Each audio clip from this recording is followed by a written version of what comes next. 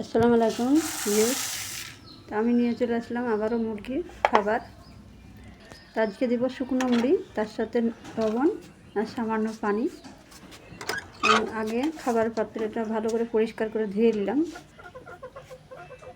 একা একা মুরগিগুলো ছাড়ছি। তো মুরগিগুলোকে এখন খেতে দিয়ে দিলাম। তা আবারও 2টা মুরগি কিনা হলো নতুন। আর বাচ্চার মুরগির মাটা মারা গেল, তার জন্য দুঃখ, খুবই কষ্টকর।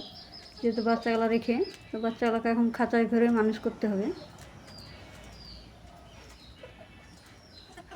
দেশি মুরগিটা মারা গেল, আবারও 2টা সোনালি মুরগি কেনা হয়েছে। তো নতুন, প্রতিদিন বাড়াচ্ছে না, এগুলো পুরাতন আগারে, এগুলো তো আপনারা দেখেছেন। কেমন লাগছে অবশ্যই জানাবেন আমার ছোট ছোট মুরগির ভিডিওগুলো। চেষ্টা করছি বাড়ানো, কিন্তু আল্লাহ যদি সহায় না থাকে তাহলে কী করে হবে। আপনারা দোয়া করেন, আল্লাহর আশীর্বাদে আমার আবারও মুরগিগুলো আগের মতন হয়ে যাবে।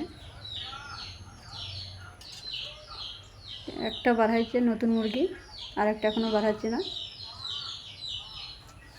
পুরাতন হলে অবশ্যই 4টাকে একসঙ্গে শেয়ার করব।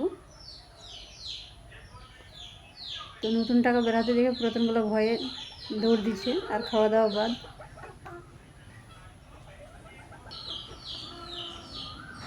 গলা একদম তুলে তাকাচ্ছে, আবার দিচ্ছে, আবার ঘুরছে। এটা শেষের দিকে পালিয়েই গেল বাড়ি ছেড়ে।